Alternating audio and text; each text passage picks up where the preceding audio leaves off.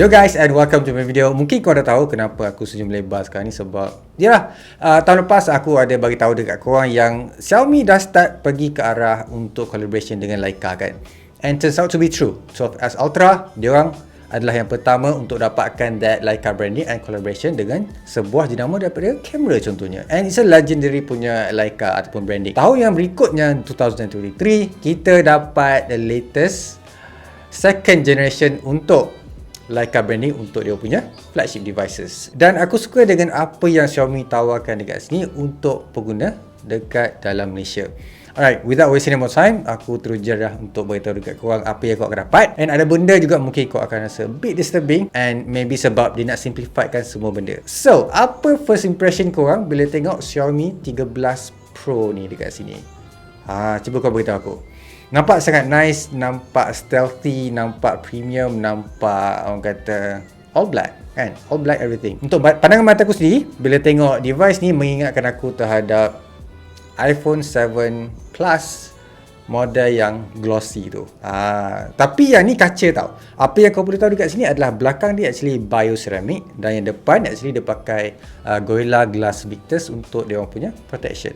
So dua-dua basically dapat protection, tapi yang belakang is less. And untuk sebuah jenama yang dulu aku tak puji sangat untuk in terms of dia punya design, kali ni kalau korang kenal dengan 12 biasa yang ada sebelum ni Xiaomi lancarkan dekat dalam Malaysia, kali ni nampak macam dia like besarkan je, expandkan je. But dia still nampak lawa dekat mata aku lah. And simplifiedkan dia punya design, membuatkan dia punya kamera tu lagi nampak pop. Benda yang aku suka juga yang minimalizekan berbanding dengan orang yang collab adalah, biasanya kau nampak branding dekat atas tu adalah Leica kan, dia macam merah kan nama, tapi kali ni Xiaomi tahu yang dia orang macam nak subtlekan a bit so that orang tak nampak macam over sangat, tak nampak macam terlalu menonjol sangat. Good one Xiaomi on that, aku suka. So, apa yang kau boleh tahu tentang dia orang punya latest flagship ni?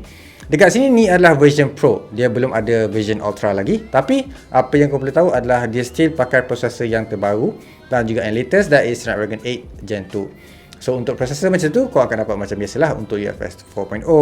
Lepas tu dia punya RAM actually untuk Xiaomi ni lebih kepada 8GB, tapi kau boleh add up kalau pakai yang software punya version ataupun extended, macam dekat mana-mana sebuah telefon daripada Android contohnya. Sebelum aku cerita pasal dia punya Leica collaboration tu, better kau tahu dulu pasal dia punya battery, that is 4820 mAh dekat sini. It's pretty huge, tapi aku harap dia boleh pergi sampai 5000 lah, since kalau ikutkan dia punya smartphone ni tak nipis sangat and tak kecil sangat. It's still a huge punya smartphone tau. And mungkin ada komponen dekat dalam ni, contohnya macam kamera tu akan disturb a bit, and dia punya PCB. All in all, aku akan cakap almost dekat dengan 5000 mAh tu dah cukup bagus dah. Tapi korang still akan dapat charger yang laju, that is 120W. Ada a few things yang korang perlu tahu juga dekat sini, that is Xiaomi perkenalkan surge chip dekat dia orang punya smartphone ataupun teknologi untuk charging dekat sini. Ikut apa yang aku faham lah kan, dia punya surge chip tu untuk bagi korang lagi guna bateri tu, boleh kata lagi jimat bateri, dan juga kalau korang guna charger, dia akan adapt dengan korang punya charger so that dapat performance lagi better daripada korang pakai charger yang 120W bodoh macam tu je masuk dekat dalam korang punya smartphone tu. So this one sepatutnya dia akan jaga korang punya battery health. Nampak tak semua jenama dah start fokuskan kepada battery health. Ada isu ke sebelum ni yang kita pergi sampai like 150W tu? Kita tak tahu, tapi nampak gayanya dia orang dah start fikir long term, instead of fikir macam nak promote dekat korang kita akan dapat charger yang lagi laju. Tu je.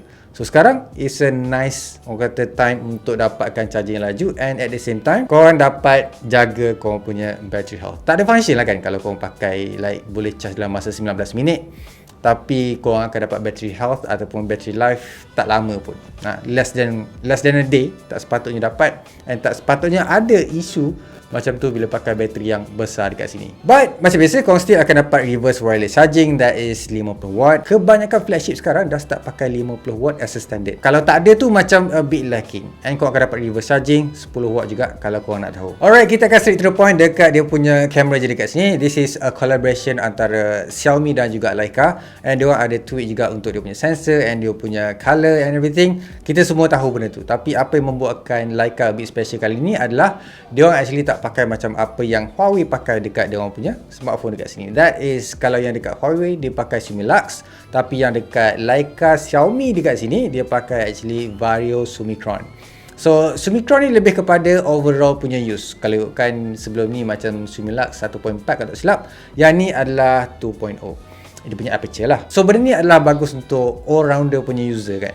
Sebab aku ada je tangkap gambar malam, ada je tangkap gambar siang, and the aperture is no kata halangan untuk tangkap gambar. Tapi macam mana pula dengan dia punya sensor dekat sini? Dia pakai sensor yang agak besar tau, 1 inch sensor, sama macam 12S Ultra yang aku tunjukkan dekat korang dulu, that is IMX 989. Lepas tu dia punya aperture pula adalah 1.9, a bit bigger daripada apa yang aku cakap biasanya normal untuk sebuah Vario Summicron, that is 2.0. Yang ni kita dapat 1.9, which is good lah. Megapixel count pula adalah sama je, 50 megapiksel dekat dia punya wide, lepas tu ultra wide 50 megapiksel juga, telefoto sampai 50 megapiksel. Dekat sini dia bukan pakai periscope tau, dia pakai telefoto, so that dia tak fix.